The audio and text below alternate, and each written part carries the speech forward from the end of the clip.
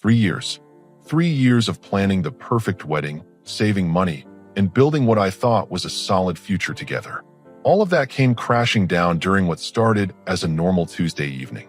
We were sitting on our couch, sharing takeout from that Chinese place down the street. Nothing special, just another quiet night at home. That's when Michelle decided to drop the bomb that would change everything. "You know what Claire and Sandra have been telling me?" she said, picking at her low mane like she was discussing weekend plans. "They think you're way too nice and boring for me." I looked up from my plate. "Excuse me?" "Yeah, they've been saying it for months now. They think I need excitement, you know? Like genuine adventure." She paused, twirling noodles around her fork. "I've been thinking about it, and I really need a break to date a bad boy type before we get married." The words hit me like a freight train, but I kept my expression neutral. 3 years together, wedding planned for next week, and she's talking about dating other guys like she's ordering coffee. "A break," I repeated slowly. "Just temporary, obviously. I want to get this out of my system before we settle down forever." Claire says her cousin Trevor is exactly the kind of guy I should try dating. You know, motorcycles, tattoos, the whole thing. I set down my chopsticks and leaned back. The apartment felt smaller suddenly, like the walls were closing in. But instead of exploding, instead of yelling or pleading, something cold and calculating clicked into place. "Okay then," I said, keeping my voice perfectly calm. "I'll be bad." She blinked, clearly not expecting that response. "What do you mean? You want bad? You got it." I stood up, grabbing my phone from the coffee table. "Consider this your official break." Michelle laughed nervously. "Wait, what are you doing?" I was already scrolling through my contacts, finding the number for Reese event planning. "Giving you exactly what you asked for." "I don't understand." The phone rang twice before Hayes answered. "Reese event planning. This is Hayes." "Hi. This is about the Robinson Bradley wedding scheduled for next Saturday. I need to cancel everything."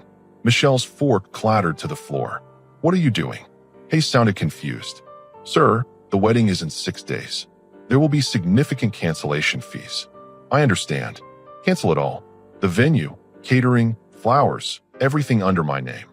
"Are you certain about this decision?" I looked directly at Michelle, who was staring at me with her mouth hanging open. "Absolutely certain." After confirming the cancellations and discussing refund possibilities, I hung up and immediately dialed our honeymoon resort in Hawaii. "Stop," Michelle said, reaching for my phone. "This isn't funny." I stepped away from her grasp. "You're right. It's not funny at all." The resort was more accommodating than expected. Apparently, wedding cancellations aren't that uncommon. Within 10 minutes, I had canceled our 7-day package and would receive a partial refund. Michelle was on her feet now, pacing. "You can't just cancel our wedding because I mentioned wanting some space." "Space?" I almost laughed. "You literally said you want to date other men. Specifically mentioned Claire's cousin. That's not space. That's ending our relationship." But I said it was temporary. Nothing about this situation is temporary. I scrolled to the photographer's contact. "You made your choice the moment you decided our 3-year relationship wasn't enough." She grabbed my arm. "Please stop making calls. We can talk about this." I gently removed her hand. "We just did talk about it. You told me your friends think I'm boring and you need to date a bad boy." Message received. The photographer answered on the first ring, probably expecting last-minute wedding details. Instead, I canceled our Saturday shoot. Then the florist. Then the DJ. With each cancellation, Michelle looked more panicked. "My parents are flying in tomorrow. Then you better call them." I pocketed my phone and headed toward our bedroom. I'm sure they'll understand why their daughter decided to shop around for better options a week before her wedding. "Where are you going?" "To pack." "You want it bad?" This is me being bad. I don't beg, I don't negotiate, and I definitely don't stick around waiting for someone to decide if I'm good enough. As I walked down the hallway, I could hear her behind me, voice rising. "You're being insane. This is not what I meant." But it was exactly what she meant. She just never expected consequences. The next morning, I woke up before my alarm. Michelle was still asleep, probably exhausted from crying half the night after I'd locked myself in the guest room. I grabbed my laptop and coffee, settling into the kitchen to finish what I'd started. By 7 a.m., I had a list of every remaining vendor and service provider. The venue coordinator sounded genuinely sympathetic when I explained the situation, though I kept details vague. Change of circumstances was all anyone needed to know. Michelle stumbled into the kitchen around 8, looking like she hadn't slept. Her eyes were puffy, hair a mess, wearing the same clothes from yesterday. "Morning," I said, not looking up from my screen. "Did you actually cancel everything last night, or were you just trying to scare me?" I turned the laptop toward her. On screen was an email confirmation from the caterer, officially canceling our order for 150 guests. "What do you think?" She sank into the chair across from me. "This is insane. We can fix this." "Fix what exactly? Your sudden realization that I'm boring? Your desire to date Trevor the motorcycle guy?" I closed the laptop. "Some things can't be fixed, Michelle." She reached across the table. "I was being stupid. Claire and Sandra got in my head. Your friends didn't put words in your mouth. They didn't make you casually mention wanting to date other men while eating Chinese food on our couch. But I love you." I stood up, rinsing my coffee mug in the sink. Funny way of showing it. My phone buzzed with a text from the florist, confirming cancellation and offering sympathy for our difficult situation. I showed Michelle the message. "The flowers are gone too. Apparently, they're donating them to a nursing home. At least someone will enjoy them." Her face crumpled. "My dress is still yours. I can't return a wedding dress." I grabbed my keys from the counter. "Though I'm sure Trevor will love it when you two get married someday." "Where are you going?" "Work. Unlike some people, I still have responsibilities." The truth was, I'd already called in to take a personal day. Instead, I drove to a storage unit facility across town. Time to secure my belongings before things got messy. I spent 3 hours moving my important stuff, family photos, documents, electronics, tools from the garage. Everything that actually mattered to me. Michelle could keep the furniture and decorations she'd picked out. Starting fresh sounded better anyway. Around noon, my phone started buzzing constantly. Michelle's mom, calling from the airport. "Hello, Mrs. Walter." "Stephen, what's this nonsense about canceling the wedding?" Michelle is hysterical. "Did she explain why?" A pause. "She said there was a misunderstanding." "No misunderstanding. She told me she wants to date other men before marrying me. Specifically mentioned someone named Trevor. I'm simply giving her what she asked for." Silence on the other end. Then, quietly, she said that. Word for word. "Ask her about her conversation with Claire and Sandra." "Oh, Stephen." Mrs. Walter's voice deflated. "Those girls have never been good influences. Now you understand why I'm not sticking around. But the deposits, the planning, already handled. Most vendors were understanding once I explained the situation. Some even offered partial refunds." "What about Michelle? What about her?" "She made her choice. I'm respecting it." After hanging up, I drove to a small apartment complex in the quiet part of town. The manager, Charles Pruitt, was helpful when I explained I needed something immediately. Cash talks, especially for month-to-month rentals. Furnished studio, utilities included. "Perfect for someone starting over," he said, handing me the keys. Starting over. The phrase should have stung, but it felt liberating instead. When I returned home that evening, Michelle was waiting on the porch with Claire and Sandra. The same friends who'd convinced her I was boring were now apparently part of her crisis management team. "We need to talk," Claire announced, like she had any authority here. "No, we don't." I walked past them toward the front door. Sandra stepped in my path. "You're being childish. People say things they don't mean when they're stressed about weddings." I looked directly at Michelle. "Is that what happened? Wedding stress made you fantasize about dating bad boys?" Michelle's eyes darted between her friends and me. "It wasn't like that." "Then explain what it was like." Because from where I stood, it sounded like someone who wasn't ready to get married. Claire jumped in. "Every bride has doubts. Doubts about the dress, the venue, the menu. Not doubts about whether they want to sleep with their friend's cousin before walking down the aisle." Sandra's mouth fell open. Michelle looked mortified. "That's not what I said." "That's exactly what you said. You wanted to date Trevor because he's exciting and I'm boring." I unlocked the door and stepped inside. "Congratulations. You're now free to find all the excitement you want." As I closed the door behind me, I heard Claire whisper urgently, "Michelle, what did you actually say to him?" Too late for damage control. The wedding was in 5 days, and there was nothing left to cancel. Thursday morning brought the first authentic taste of panic to Michelle's voice when she called me at work. "The venue says they have no record of our reservation." I leaned back in my office chair, watching traffic through the window. "That's because there isn't one anymore. But I called them yesterday, and they said everything was fine." "You called before I finished canceling. Try calling the caterer next." "Stephen, please stop this. My parents are here. My aunt flew in from Denver. and everyone's asking about rehearsal dinner details. Sounds like you have a lot of explaining to do. This isn't funny. You're absolutely right. None of this is funny. I grabbed my coffee mug and headed for the break room. What's also not funny is your fiancée casually mentioning she wants to date other men a week before her wedding. Silence on her end. Then, smaller. I know I messed up. Messed up implies an accident. This was a conscious decision to prioritize your friend's opinions over our relationship. Can we please just talk tonight? Face to face. I'll be home around 7. But talking won't magically restore canceled contracts. After hanging up, I spent my lunch break at the apartment complex, finalizing paperwork with Charles. Simple lease, month to month, no complications. Clean slate. My phone buzzed with texts throughout the afternoon. Michelle's mom, asking if I was certain about this decision.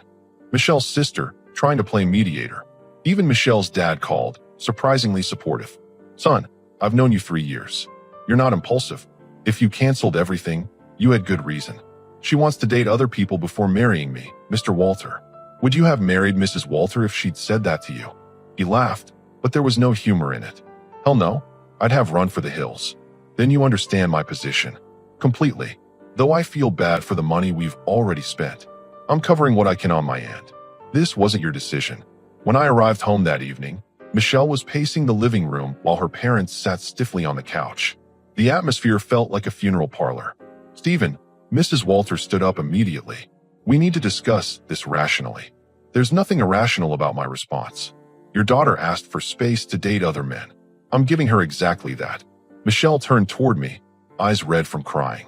I called Claire's cousin, told him I'm not interested and never was. Good for you. Doesn't that change things? I set my work bag down and faced her directly. Michelle, let me ask you something. If I had casually mentioned wanting to sleep with other women before our wedding, how would you have reacted? She opened her mouth, then closed it. If I told you Anna from my office thinks you're boring and I needed excitement before settling down, what would you have done? Her father shifted uncomfortably. Her mother looked mortified. That's different, Michelle whispered. How exactly is it different? Because. She couldn't finish the sentence. Because you thought I'd just accept it. Because your friends convinced you that I'm too nice to have standards. Mrs. Walter stepped forward. Stephen, surely there's room for forgiveness. People say things they don't mean. She didn't say it in anger. She didn't say it during an argument. She said it while eating dinner, casual as discussing the weather. That tells me everything about how seriously she takes our relationship. Michelle sank onto the couch next to her dad. I take it seriously. I love you. You love the idea of having a safe backup plan. Someone dependable and boring who'll wait around while you explore your options. That's not true. Then explain why you felt comfortable discussing dating other men instead of, I don't know, talking to me about feeling unfulfilled in our relationship. The room went dead silent. Michelle stared at the carpet. Because Claire said what exactly? That every woman should experience different types of men before settling down. That nice guys are fine for marriage, but boring for dating. Mr. Walter made a disgusted noise. Jesus, Michelle. And you agreed with her. I continued. You looked at 3 years together and decided I wasn't exciting enough. You prioritized the opinions of friends over the feelings of your supposed future husband. I'm sorry. Sorry for thinking it. Or sorry for saying it out loud. She couldn't answer. I walked toward the bedroom. I'll be out of here by Sunday. The lease runs through next month, so you have time to figure out your next move. Where are you going? Somewhere I don't have to wonder if my partner thinks I'm boring and inadequate. As I packed clothes into a suitcase, I could hear muffled arguments from the living room. Her parents were not happy. Good. Maybe they'd finally see what kind of influence Claire and Sandra had been having. Michelle appeared in the doorway as I folded shirts. This is really it. 3 years, and you won't even try to work through this? I paused, holding a sweater she'd bought me last Christmas. Michelle, you told me you wanted to date other men. You mentioned Trevor specifically. You said your friends convinced you I was too nice and boring. What exactly is there to work through? The fact that I realized I was wrong. You realized you were wrong, or you realized I wasn't going to tolerate it. She had no answer for that either. Friday would bring even more panic when the remaining family members started arriving for a wedding that no longer existed. Friday morning hit Michelle like a sledgehammer when my phone started ringing at 6 a.m. I was already at my new apartment, unpacking boxes and enjoying the peace. Stephen, my grandmother just called from the hotel. She can't find any information about the rehearsal dinner location. That would be because there isn't one anymore. What do you mean there isn't one? We confirmed everything with the restaurant last month. I set down my coffee cup and walked to the window. The sunrise looked different from this side of town. Cleaner somehow. I canceled the rehearsal dinner Tuesday night, right after I hung up with the venue coordinator. The silence stretched so long I thought the call had dropped. Michelle? You still there? You canceled the rehearsal dinner too? Her voice cracked. I canceled everything, exactly like I told you I would. The restaurant, the private dining room, even the wine selection we spent 2 hours picking out. But there are 25 people expecting dinner tomorrow night. Then you better call Claire and Sandra. Maybe they can recommend a nice place for everyone to meet Trevor. Stop bringing him up. I told you I'm not interested in him. After I canceled the wedding. Bit late for that revelation, don't you think? My call waiting beeped. Michelle's sister. I need to take this other call. Figure out your dinner situation. I switched lines. Hey, Cora. Steven, what the hell is going on?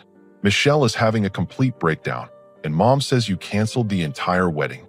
Your sister decided she needed to date other men before marrying me. I facilitated her request. She said what? I repeated Michelle's exact words from Tuesday night. Cora was quiet for a long moment. Jesus Christ, Michelle, she muttered. And she said this casually? Like she was ordering pizza. I'm going to kill her. Do you have any idea how much money our parents spent on this wedding? More than they should have on someone who wasn't ready to get married. Can I ask you something honestly? Shoot. If she genuinely apologized and meant it, would you consider working this out? I looked around my new studio apartment. Small, simple, quiet. No drama. No second guessing. No wondering if my partner thought I was adequate. Cora. She told me her friends think I'm boring and she wants to date a bad boy. After 3 years together, that was her honest opinion of our relationship. What kind of foundation is that for a marriage? A terrible one, she admitted quietly. Exactly.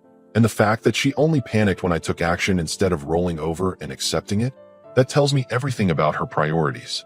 After hanging up, I drove to the storage unit to grab more of my belongings. Peaceful work, organizing my life without someone constantly evaluating whether I was exciting enough. Around noon, Michelle started calling repeatedly. I let it go to voicemail. Message 1. Steven, please call me back. We need to figure out what to tell everyone. Message 2.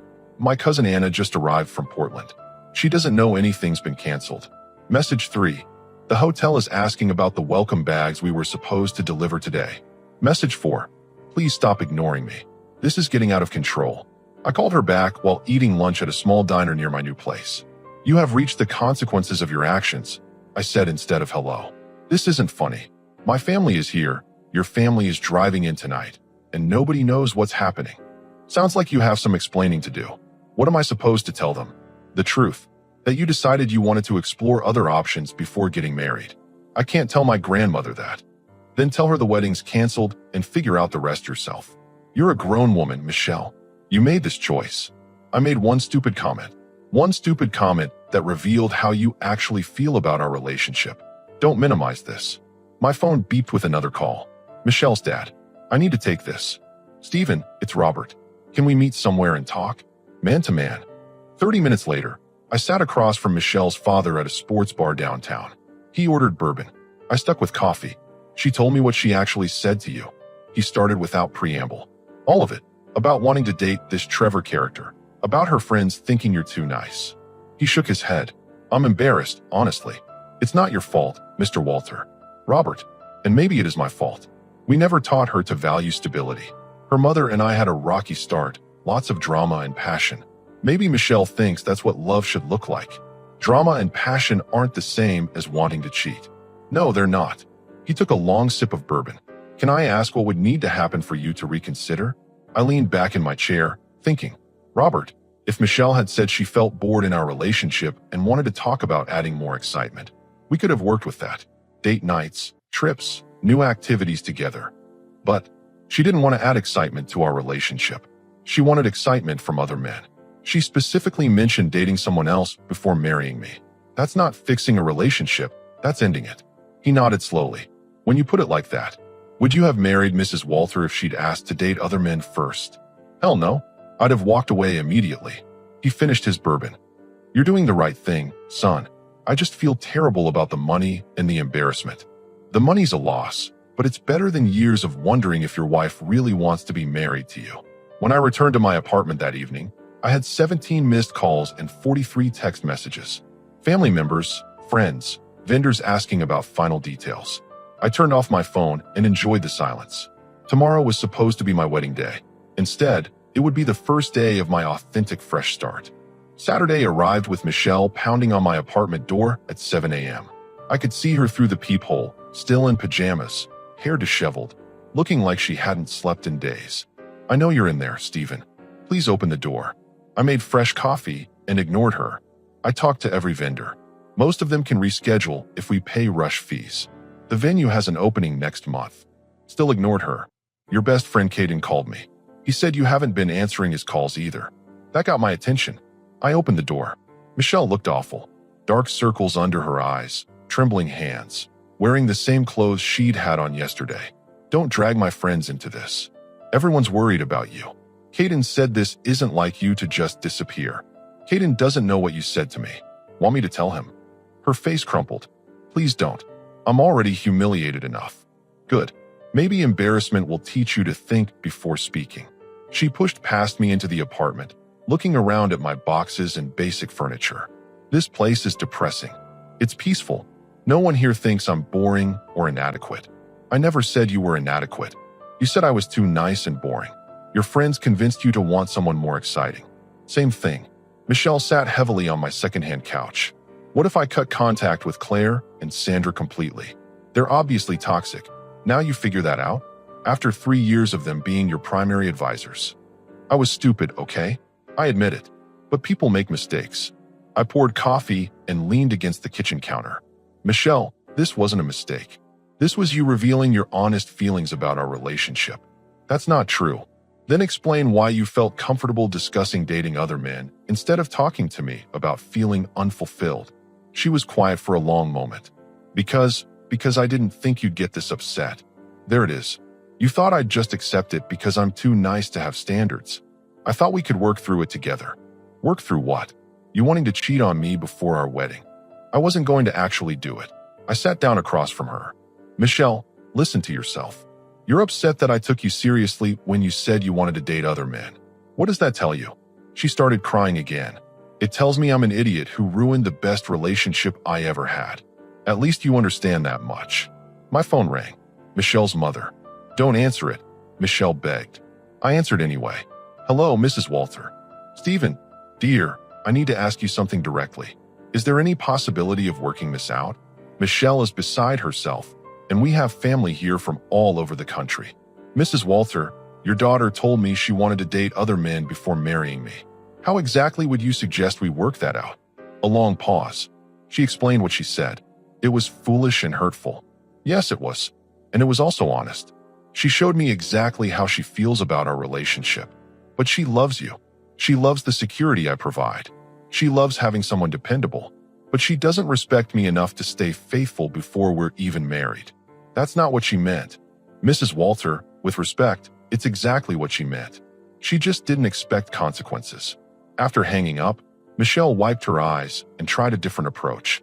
"What if we postponed the wedding instead of canceling?" Took some time for couples counseling. Counseling for what? To help me become more exciting? To teach me how to be a bad boy? To help us communicate better? We communicated perfectly.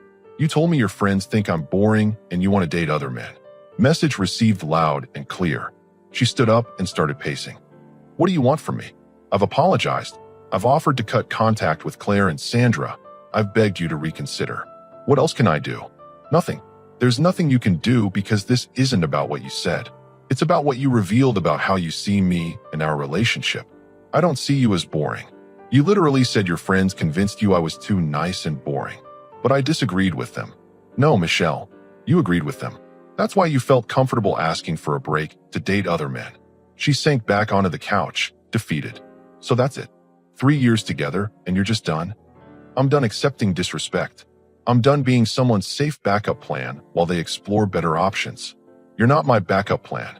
"Then why did you ask for permission to date other men a week before our wedding?" She had no answer. Around noon, Caden showed up at my door, looking confused and concerned. "Dude, what the hell is going on?" Michelle said you canceled your wedding because she made some comment about wanting space. She told you it was about wanting space? Yeah, she said you overreacted to her mentioning needing some time to think. I invited him in and explained exactly what Michelle had said Tuesday night. Caden's expression shifted from confusion to disgust.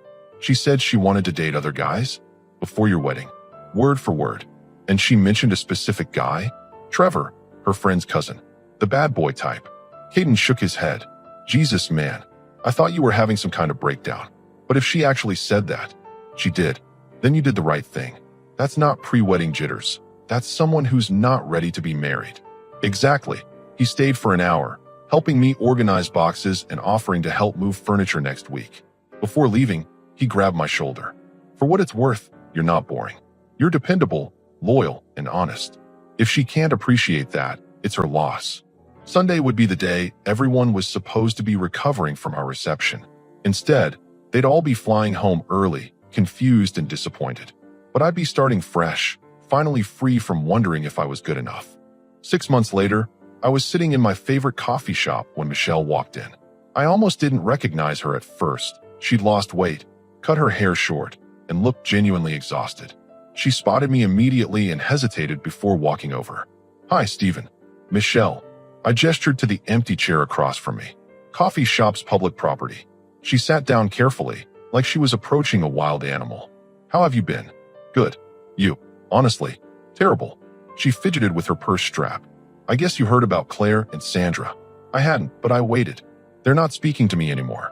Turns out they were never actually my friends. Claire admitted she was jealous of our relationship and wanted to see it fail. Sandra went along with it because she thought it was funny. Interesting. They spent 3 years undermining us, and I was too stupid to see it. Michelle's voice was barely above a whisper. I lost everything because I listened to people who wanted to destroy my happiness. You lost everything because you prioritized their opinions over your relationship. She nodded miserably. I know. I've had 6 months to think about what an idiot I was. I sipped my coffee and watched her struggle with whatever she'd come to say. I tried dating Trevor, she continued. Lasted exactly 2 weeks. He's a selfish jerk who only cared about himself. Everything Claire said about bad boys being exciting was complete garbage. Sorry to hear that. No, you're not. And you shouldn't be. She finally looked directly at me. You were right about everything. I wasn't ready to get married because I didn't appreciate what I had. Glad you figured that out. Did you? Did you ever think about trying again? With us, I mean. I leaned back in my chair, studying her face. The desperation was still there, but now it was mixed with genuine regret. Michelle, can I ask you something? Sure. If I hadn't canceled the wedding, if I had just accepted what you said and waited around while you explored your options, where do you think we'd be now? She was quiet for a long time, probably divorced within a year. Why? Because I would have taken you for granted. I would have assumed you'd always be there no matter how I treated you. Her voice broke slightly. I didn't respect you enough to be a good wife. And now I understand what I lost. But I also understand why you won't take me back. I finished my coffee and stood up. Michelle, I hope you find someone who makes you happy. But more importantly, I hope you become someone who deserves happiness. Are you happy? She asked as I gathered my jacket. Yes, I'm with someone who thinks dependability and loyalty are attractive qualities, not character flaws. Her face fell. You're seeing someone? Anna from my office. Turns out she never thought I was boring. I smiled genuinely for the first time during our conversation. We're taking it slow, building something authentic based on mutual respect. That's good. You deserve that. As I walked toward the door, Michelle called out one last time. Stephen, would you have forgiven me if I'd figured this out sooner? I paused, hand on the door handle. Michelle, you didn't figure anything out. You just ran out of options and got scared. If Trevor had worked out, you'd still think I was the boring guy who overreacted. That's not true. It is true. You only want me back because dating a bad boy didn't work out the way Claire promised. I left her sitting alone at the table, probably crying again. But this time, her tears weren't my responsibility. Walking to my car, I thought about how different my life had become. The apartment had turned into a comfortable home. Work was less stressful without wedding planning consuming my evenings. Anna and I had genuine fun together without constantly evaluating whether I was exciting enough. Most importantly, I'd learned the difference between being nice and being a pushover. Being nice meant treating people with respect and kindness. Being a pushover meant accepting disrespect to avoid conflict. Michelle had confused the two, and it cost her everything. 3 months after our coffee shop encounter, I heard through mutual friends that Michelle had moved back in with her parents and started therapy. Good for her. Everyone deserves the chance to grow and improve. But growth and improvement don't erase consequences. Some mistakes are too big to fix, and some trust, once broken, can never be fully repaired. I learned that being bad sometimes means having enough self-respect to walk away from people who don't value you. It means enforcing boundaries and accepting that not everyone will like or understand your decisions. Michelle wanted excitement and adventure. She got it, just not the way she expected. As for me, I found something better than excitement. I found peace, respect, and a partner who actually wants to be with me.